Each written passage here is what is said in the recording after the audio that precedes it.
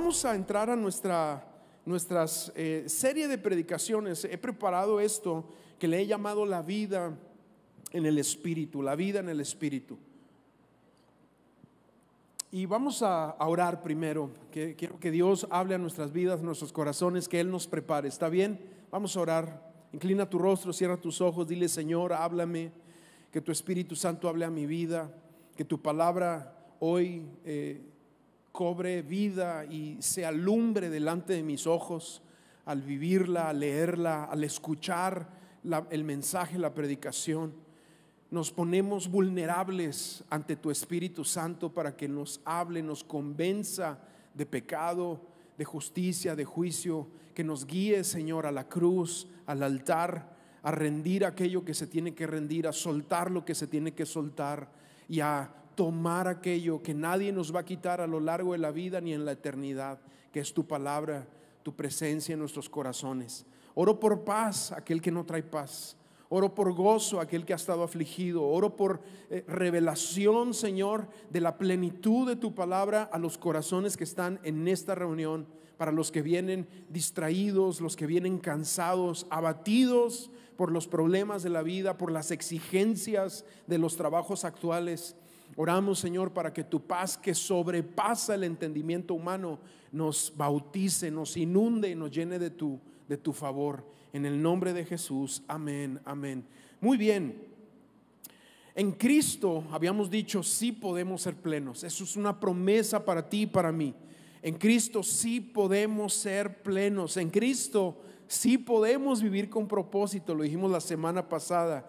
En Cristo, claro que podemos conquistar aún las cosas, las montañas, los pecados que sentimos que nos tienen atados, que nos tienen abatidos, que nos tienen encadenados. Sabemos que en Cristo sí podemos conquistar también eso. ¿Cómo? A través de la vida en el Espíritu. Es como la palabra, este es un término que nos presenta Romanos y viene a lo largo del Nuevo Testamento, el cual se refiere al caminar de los hijos de Dios apegados a la palabra, con una mente y una conciencia abierta al trabajo y a la obra del Espíritu Santo en nuestros corazones. Y la vida en el Espíritu es una vida hermosa, hermosa, hermosa, siempre y cuando se pongan los ojos en Jesús.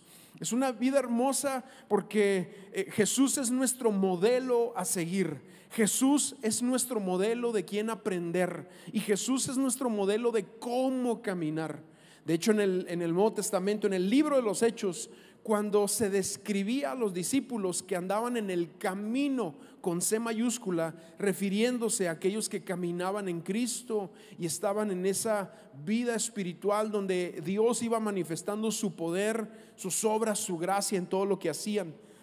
Y Jesús dice: mi yugo es fácil, mi carga es ligera, porque es una vida hermosa el seguir a Cristo. Si nuestros ojos se ponen en cualquiera otra cosa, si los quitamos de Cristo, entonces se distorsiona nuestra perspectiva de la realidad espiritual en la que nosotros estamos llamados a vivir. Y entonces la plenitud prometida se ve minada cuando quitamos los ojos de Jesús, cuando lo ponemos en otras cosas y nuestra esperanza, nuestras fuerzas está puesta en personas, en hombres, en éxito, en dinero, en puertas, en posiciones, en situaciones que tú esperas de la gente. Es cuando se ve minada la plenitud prometida por el Espíritu Santo para nuestras vidas.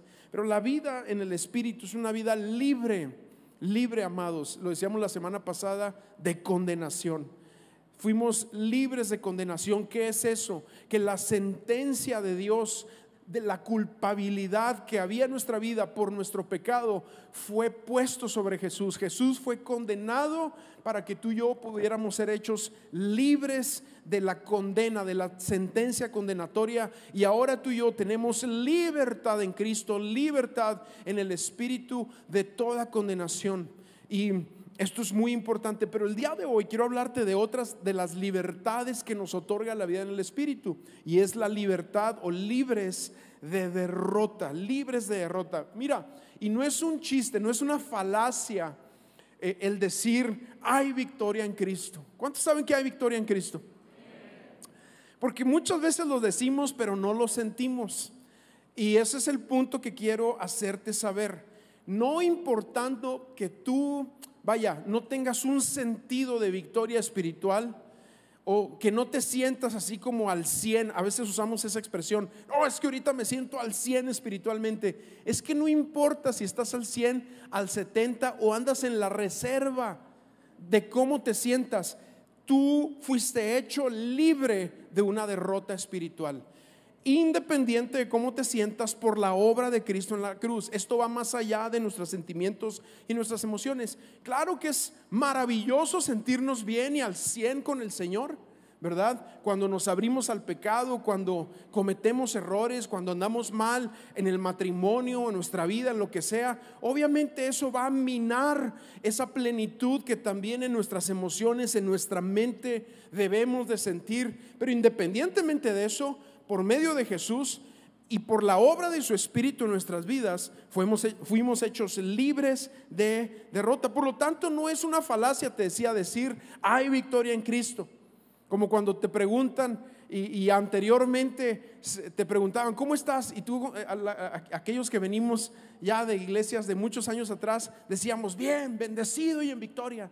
Y a veces por dentro estábamos hechos garras, pero lo decíamos muchas veces y malamente en un sentido de amuleto, ¿sí?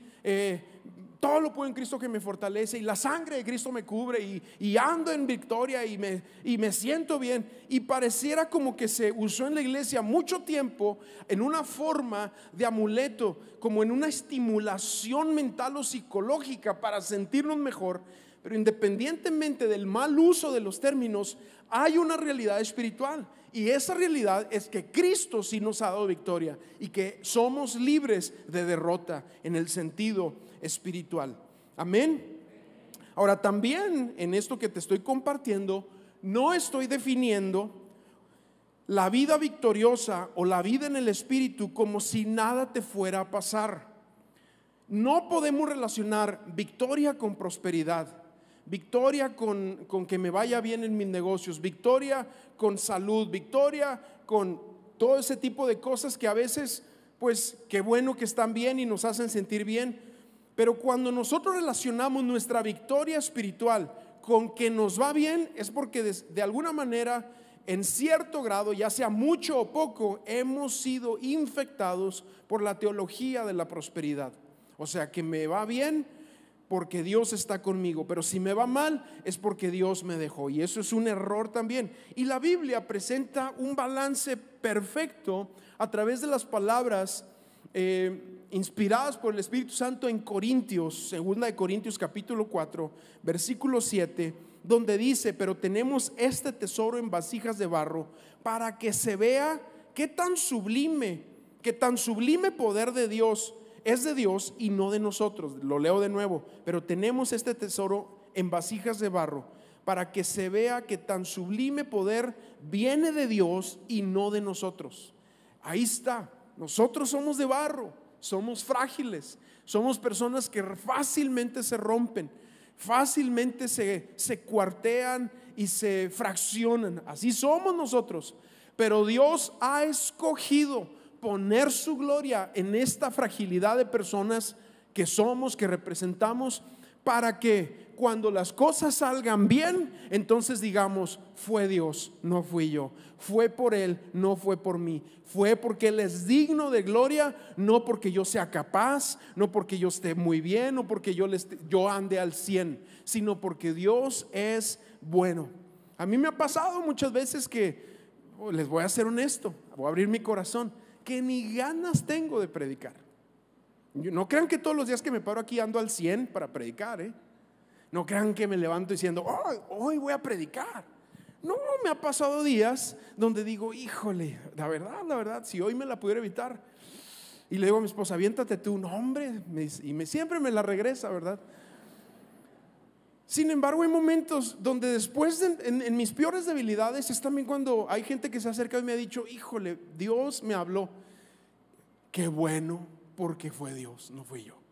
Si me estás siguiendo, y así muchas veces nos sucede a nosotros. Pero este pasaje nos habla de esto: tenemos este tesoro en vasijas de barro, para que se vea que el poder de Dios es de Dios y viene de Dios y no de nosotros. Y luego Pablo dice, nos vemos atribulados en todo, pero no abatidos, perplejos, pero no desesperados, porque hay cosas que van a suceder a nuestro alrededor, que nos vamos a quedar con los ojos abiertos.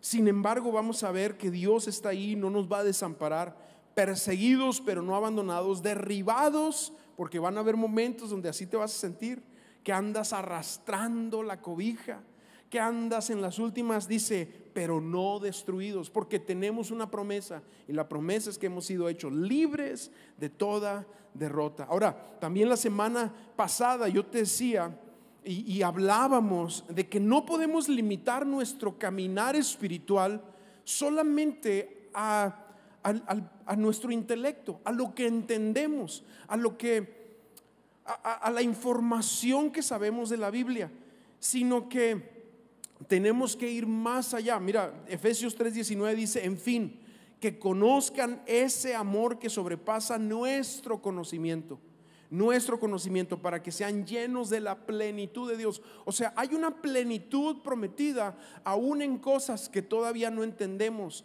que todavía ignoramos. Y también de aquí es entender lo siguiente, que la información no hacen personas espirituales. El hecho de conocer mucha Biblia no te hace más espiritual, es el conocimiento de Dios. Voy a usar otra palabra, es la revelación de lo alto, la revelación que te transforma, que te cambia, que genera en ti un cambio hacia Dios, hacia su palabra, hacia su espíritu, hacia la cruz, hacia ceder cosas que no están correctas. Eso es de lo que Pablo está aquí. Eso va a exceder el conocimiento o la información que tú sabes, aunque es importante conocer, estar bien informados, caminar en el conocimiento de Dios. Pero cuánta gente en las iglesias no se conocen la Biblia de pe a pa, se conocen todo, pero no logran practicarlo, no logran vivirlo, no logran asimilarlo, no logran verlo para sí. Se saben todos los versículos, son buenos para discutir, tienen una cabezota que a final de cuentas Pablo también dice, el conocimiento envanece, pero el amor edifica. No nos está haciendo un llamado a la ignorancia, no nos está haciendo llamado a ser cristianos mediocres, que no conozcamos de la Biblia, que no tengamos las herramientas para hacer una apologética de nuestra fe, no, para nada. Pero tampoco nos está diciendo o nos está llamando a conocer muchas cosas sin la práctica de caminar en el Espíritu, de andar en Él, de entregarnos realmente a nuestro Señor. Recuerda que cuando nos sentimos muy cabezones, estamos pavimentando nuestra caída, ¿verdad? El que crea que está firme, mire que no caiga. Por eso el Espíritu constantemente, aunque sepamos mucha Biblia, nos revela una dependencia de nuestro Dios, de que separados de Él nada podemos hacer, aunque sepamos o aunque sepas mucha Biblia. Entonces quiero llevarte a Romanos capítulo 8. Es aquí donde hemos tomado nuestro fundamento para hablar de la vida en el Espíritu. Y Romanos capítulo 8, en esta sección del versículo 5 al 17, está dividido en dos porciones: la vida sin el Espíritu y la vida en el Espíritu. Ahora, déjame hacer un pequeño paréntesis para explicar algunos términos que vienen aquí y que cuando tú lees otras porciones de la Biblia te pueden causar confusión. En Corintios nos habla Pablo más extensamente de que hay dos clases de individuos: el natural, o sea, el que no ha conocido a Dios, y el espiritual, el que ya conoció a Dios. Pero no nada más eso, sino que es como si abriera una puerta y entrara a otro cuarto, y nos dice, en el ser espiritual también hay otros dos individuos, o vamos a decir dos personalidades: el espiritual y el carnal. ¿Sí? Ahí están. El hombre natural, el que no ha conocido a Dios, pues ahí hay barbaridades, ahí hay muchas cosas que ni siquiera vamos a mencionar. Pero dentro de conocer a Dios está la gente que es carnal y la gente que es espiritual. Sin embargo, cuando entramos a Romanos capítulo 8, aquí Pablo, cuando habla de la vida en el Espíritu, nos dice que los que no tienen al Espíritu pues son aquellos que no han conocido a Dios. Simplemente lo divide en dos categorías. Y los que caminan en el Espíritu son aquellos que por su actitud de vida, la revelación de la palabra y la obra de Dios en sus corazones, demuestra que ya están caminando en el Espíritu. Entonces ahí es donde nos vamos a centrar nosotros. Y lo primero que nos enseña aquí en Romanos capítulo 8, empezando en el versículo 5, es que la vida sin el Espíritu da lugar obviamente a las obras de la carne, a vivir en la vanidad de la mente. Fíjate cómo lo expresa este versículo 5: los que viven conforme a la carne fijan la mente en los deseos de la carne. En cambio, los que viven conforme al Espíritu fijan la mente en los deseos del Espíritu. Porque el que no ha conocido a Dios, el que no tiene salvación, vive para la carne. Su mente está fija en las cosas que satisfacen la carne o lo temporal, en otras palabras. Y el que vive en el Espíritu vive en una esfera completamente diferente, aunque sea carnal, aunque sea espiritual, aunque no haya crecido en madurez espiritual, ya tiene al Espíritu Santo, y el Espíritu Santo le redarguye en aquello que está mal, lo guía a aquellas cosas que buscan la virtud, que buscan el honor del Señor, que buscan glorificar la palabra y a Dios en la vida. Ahora, te estoy diciendo esto porque no significa que las personas que no tienen al Espíritu no sean capaces de hacer cosas buenas, y aquellos que tienen al Espíritu no sean capaces también de hacer cosas malas. Claro que también el cristiano hace cosas malas, comete errores, como lo decíamos anteriormente, y aún peca, obviamente, pero su motivación es distinta y tiene la posibilidad y la oportunidad de acercarse otra vez a la cruz y renovarse en el Señor en su caminar espiritual.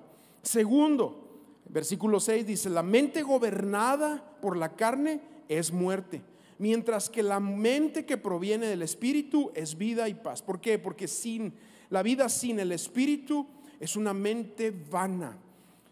Cuando hablamos de este versículo, la mente gobernada por la carne es muerte, significa que aunque la persona tenga buenas intenciones, no pueden generar esas buenas intenciones salvación, sino que la salvación viene por haberse encontrado con Cristo, haber rendido la vida, haber creído en Cristo por fe, y entonces es como nos otorga salvación. Porque cuánta gente buena que no tiene a Dios conoces tú, que son generosos, ayudan a los necesitados, a los pobres, van y hacen cosas buenas, y en Navidad hasta se preparan un pavo y lo reparten allá a los indigentes, y es bueno. O sea, no estamos diciendo que esas cosas no estén empapadas o vestidas de cierta virtud, simplemente estamos diciendo que aunque se hagan cosas buenas, en realidad esas cosas buenas, y aunque Dios las pueda ver con buen ojo, no significa que le traigan espiritualmente una palomita a su persona, ¿cómo te explico?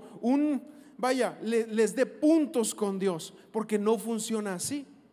Y eso es lo que este versículo nos está hablando. La mente gobernada por la carne es muerte. A final de cuentas, es fútil el esfuerzo. Se podrá sentir bien aquí en la tierra momentáneamente, pero no otorga salvación. Mientras que la mente que proviene del Espíritu, y aquí está, es vida y paz. Porque también cuánta gente que no conoce al Señor, que hace muchas cosas buenas, está hundida en temor, en aflicción, en depresión, en cosas terribles que no pueden con ellas, porque es necesario encontrarse con Dios y encontrar lo que es la verdadera vida y la paz que hay en el Señor.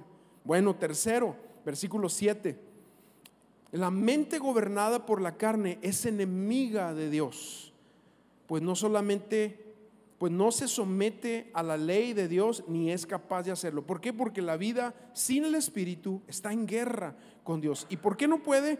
Porque no ha nacido nuevo. Porque aunque tiene buenas intenciones y hace cosas buenas, la intención está torcida muy en el fondo hasta que se encuentra con Dios. Y cuarto, versículo 8: los que viven según la carne no pueden agradar a Dios. Pueden agradar a los seres humanos, pueden hacer, como yo decía, buenas cosas para sentirse mejor, pero a final de cuentas, la única manera como estamos bien y en paz con Dios es por medio de la obra de Cristo.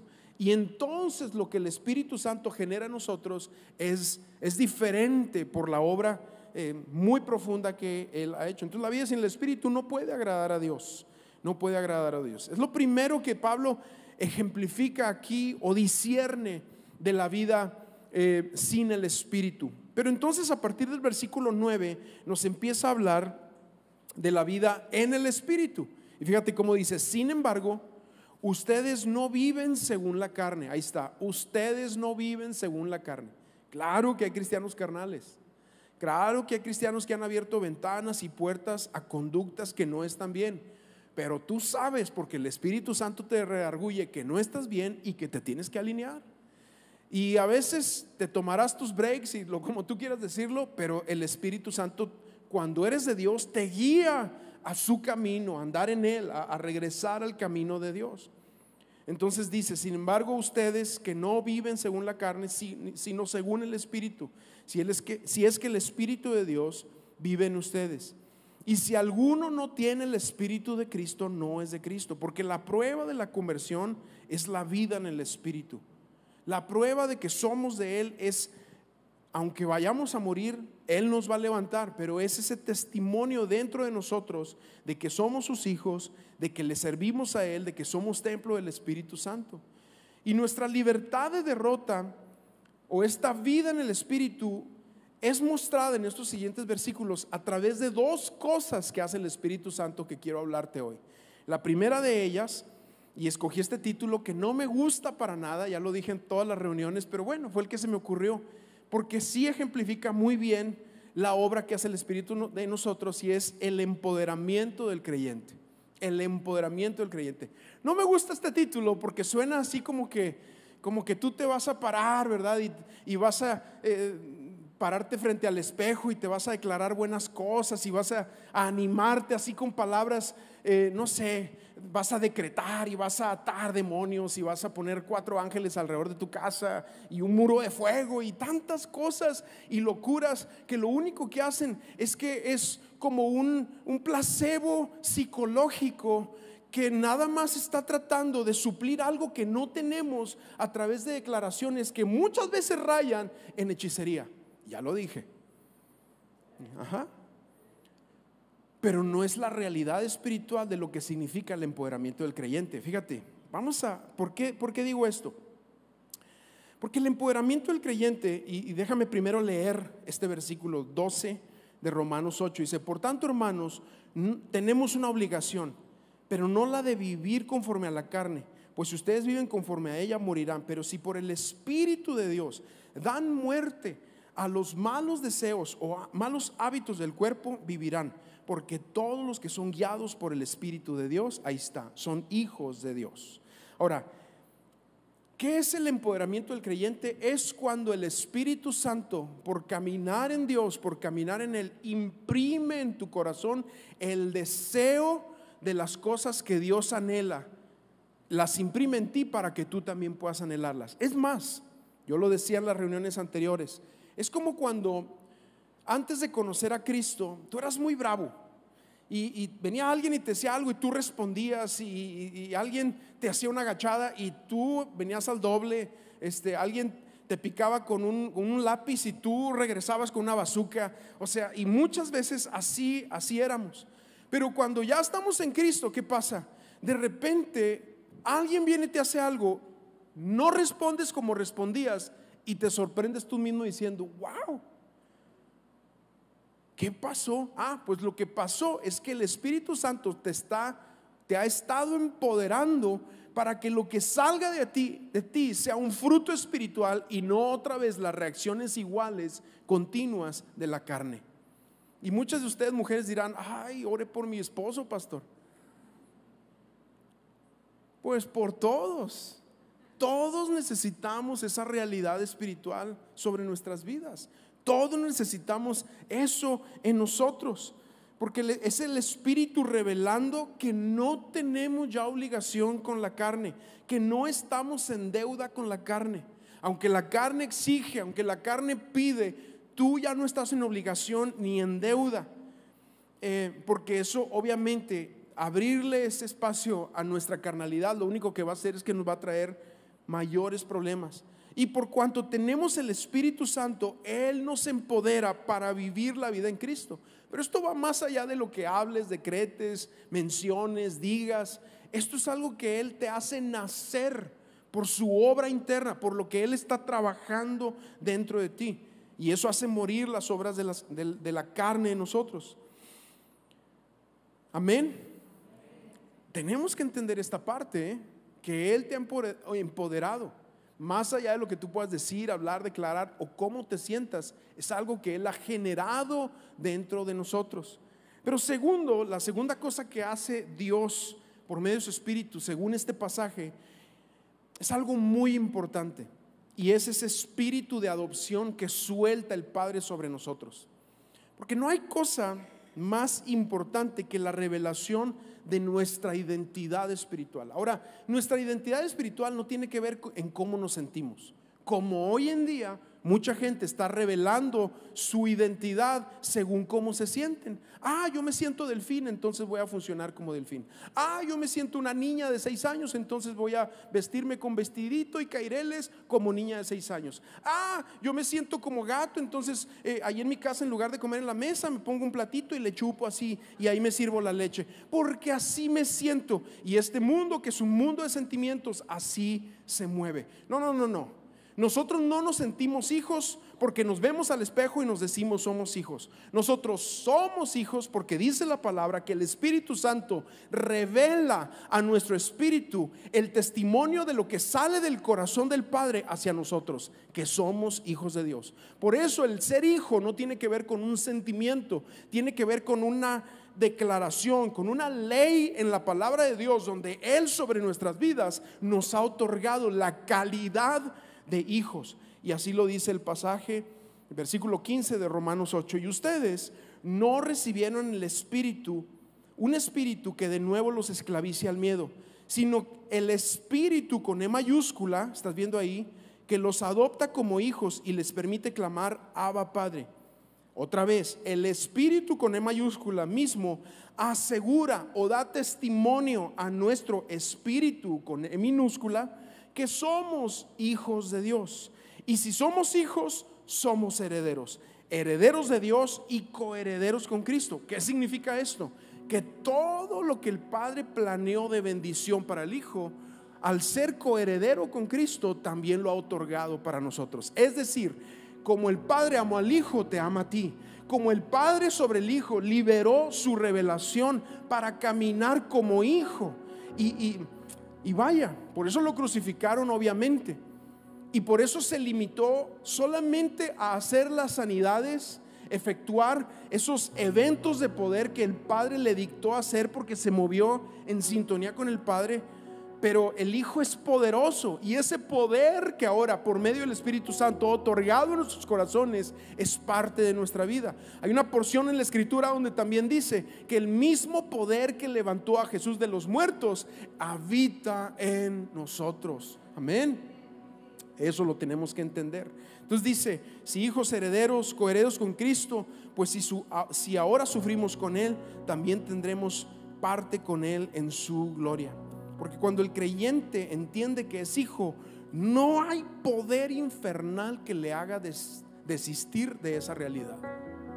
El amor del Padre es algo tan fuerte en el corazón de los hijos que le va a hacer que nunca se va a salir de la carrera, nunca va a soltar, nunca va a dar la espalda, porque el amor del Padre lo va a regresar.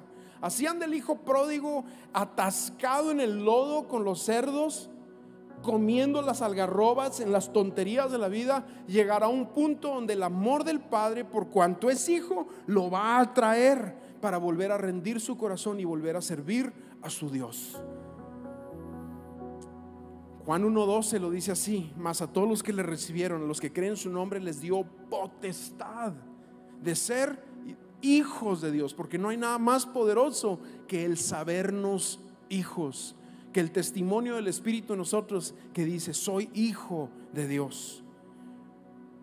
Cuando eso es plasmado sobre tu corazón, sobre tu mente, se te es revelado, se agotan todas las instancias diabólicas de soledad, de abandono, de temor, de rechazo, de todas estas cosas y estrategias que el mismo diablo muchas veces trata de imprimir sobre los niños, sobre los adolescentes. Llegamos a la adultez y estamos batallando con todas estas cosas, y lo que el enemigo usa por años para destruirnos, cuando Dios te revela que eres hijo, en un instante quita sobre ti la pesadez y la carga de la inseguridad que generan todos esos factores sobre ti. Pero necesitamos que el Espíritu revele a nuestro corazón que somos hijos. Si no, toda la vida estaremos trabajando, viviendo, sirviendo un cristianismo corto, mutante, basado en lo que los otros hacen, en cómo me vio, en cómo me hirieron, en lo que me hicieron, en cómo quedó mi corazón. Y ahí ando yo por la vida arrastrando la toalla, porque no he aprendido que soy hijo. La creación, dice Romanos 8:19, eso lo veremos la próxima semana, aguarda con ansiedad la revelación o la manifestación de los hijos de Dios. Amén. Entonces, ahorita veíamos, ¿hay cristianos carnales? Claro que sí. Ya vimos aquí que hay una vida en el Espíritu, hay una vida sin el Espíritu. Pero lamentablemente, y esto es una realidad, es que el cristiano carnal es aquel que no ha crecido, se ha quedado en un estado de infancia espiritual. En la carta a los Corintios se nos presenta esto, te decía ahorita al inicio de mi tema, donde hay una iglesia que tiene miembros que son carnales. También en Apocalipsis se nos muestran iglesias donde se han abierto a la carnalidad, y eso ha hecho que no conquisten áreas de sus vidas, que no conquisten la ciudad, que no conquisten ciertos aspectos que años atrás debieron haber quedado ya saldados. O sea, los cristianos son hijos de Dios que se han quedado en un estado infante por su caminar espiritual y son carnales, o dejaron de pelear la buena batalla de la fe y se abrieron a este mundo, a las obras de la carne. Y cuando como creyentes nos abrimos a vivir por la carne, obviamente vamos a vivir en la decepción y viviremos en una continua mediocridad espiritual. Lamentablemente hay muchos cristianos mediocres, y lamentablemente la vida en la carne es una mutación a los ojos de este mundo de lo que son los cristianos. Por eso cuando nosotros como cristianos de este lado del mundo, occidentales, vamos al mundo oriental y ellos ven cómo se portan los cristianos de este lado, basados en la imagen de que ser cristiano es alguien que trae una crucecita, entonces dicen allá todos son infieles, o sea, de este lado. Porque en un sentido tienen razón. Si lo que el Hollywood y este mundo muestra lo que se supone que son los cristianos, claro que tienen razón, porque estamos muy por debajo de lo que ellos leen en ese punto donde nos encontramos, que es en el Pentateuco. Y aquí espero me esté siguiendo, estoy hablando muy rápido. Pero estamos llamados a caminar en el Espíritu, y caminar en el Espíritu es esa revelación de lo que Dios, de la palabra de Dios en nuestros corazones, que nos guía a caminar por Él y para Él. Yo te decía ahorita, si hay cristianos carnales, y Pablo les escribe en 1 Corintios capítulo 3, dice: yo, hermanos, no pude dirigirme a ustedes como a espirituales, sino como a inmaduros, dice esta versión, pero otras versiones dice carnales, apenas niños en Cristo. Les di leche porque no podían asimilar alimento sólido. Ahora, hay una bondad en la leche y es parte de nuestro crecimiento espiritual, pero se espera que todo creyente pueda probar el alimento sólido. La característica de la leche es que el bebé, el infante, está apegado a la mamá todo el tiempo. Depende de la mamá para poder subsistir.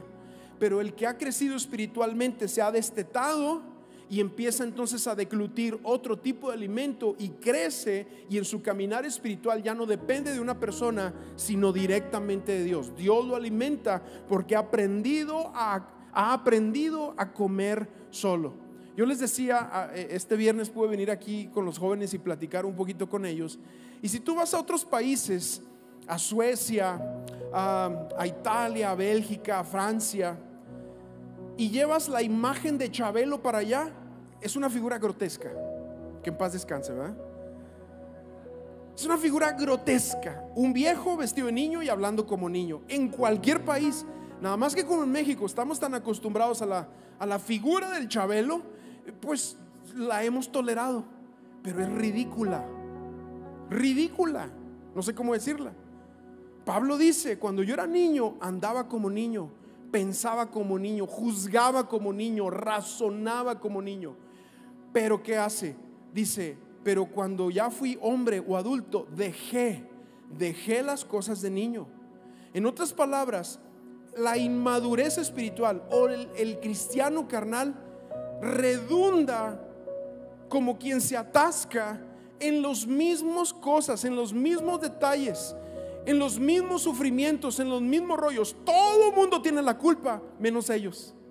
Todo el mundo la riega menos ellos. Los demás están en el error menos ellos. ¿Por qué? Porque no se han quitado la vestimenta de niños y todavía están apegados a lo que hacen los demás para yo tener victoria espiritual. Si los demás la hacen bien y todo me ponen así el caminito para que yo camine sin obstáculos tranquilito, entonces voy a estar bien. Pero si vienen las dificultades y te topas con otros cristianos carnales y eso impacta sobre tu vida, es porque seguramente también tú sigues caminando todavía en cierta carnalidad.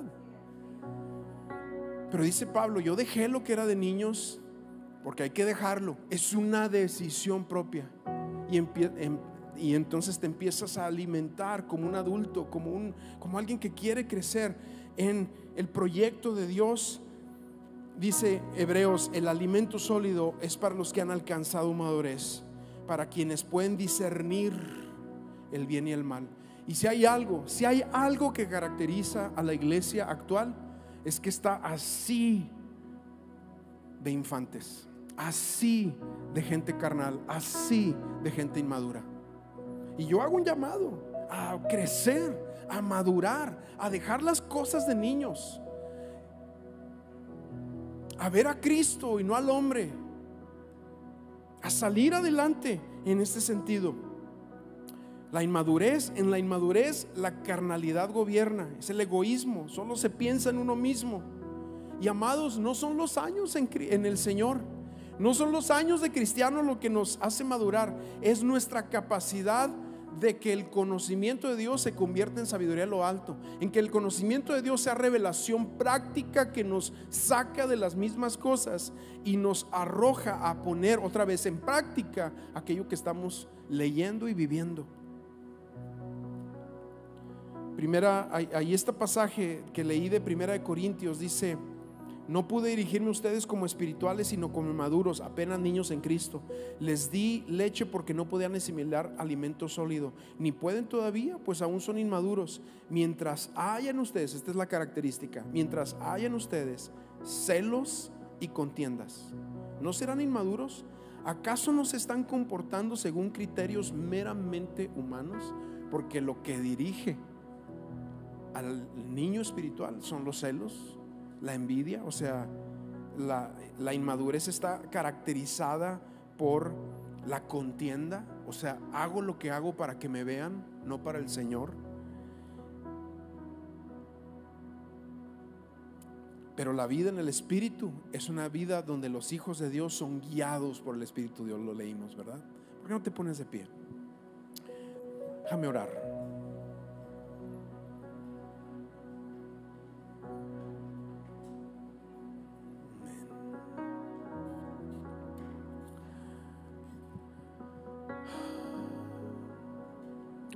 Ven Espíritu, ven.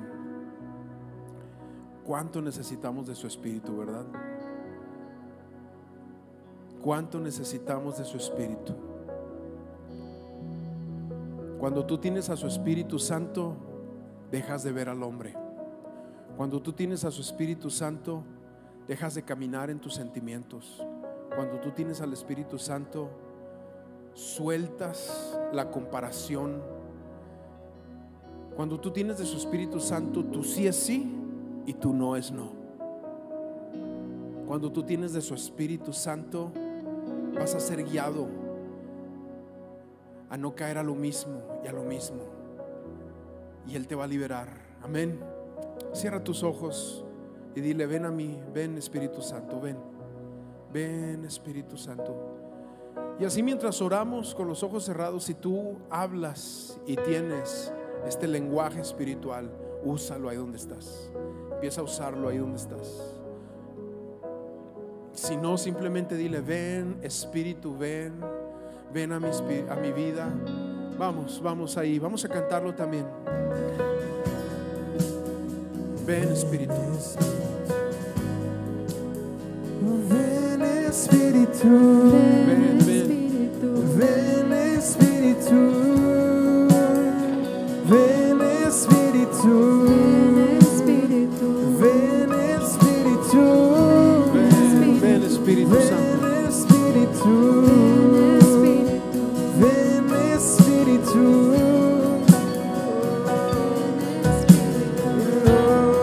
Ven Espíritu, ven a este lugar. Ven aquí Jesús, ven aquí. ven Espíritu.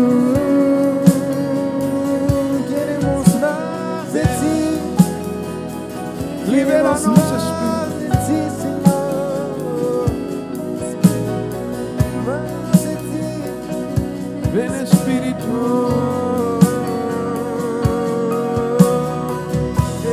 Sabes que ahorita que estábamos en las otras reuniones, Dios me hablaba que muchos han perdido su frescura espiritual. ¿Y cómo decirte? Pero la frescura es esa vida, es esa paz, pero también es ese deseo por Dios, por amarlo, por servirlo, por vivir para Él. ¿Sabes que el Señor quiere derramar de nuevo sobre tu vida esa frescura? Amén. Amén. Creo que Dios quiere derramar frescura sobre ti. Es una brisa, no es algo físico, es algo interno donde tu corazón vuelve a palpitar. Hay un fuego. Pablo le dice a Timoteo: aviva el fuego de la llama, del don de Dios que está en ti por la imposición de mis manos. Hay algo que tú tenías y que se te fue por los afanes de la vida, por pecados, por queja, por la situación, lo que sea. Pero sabes que Dios quiere volver a soplar sobre ti esa frescura. Amén.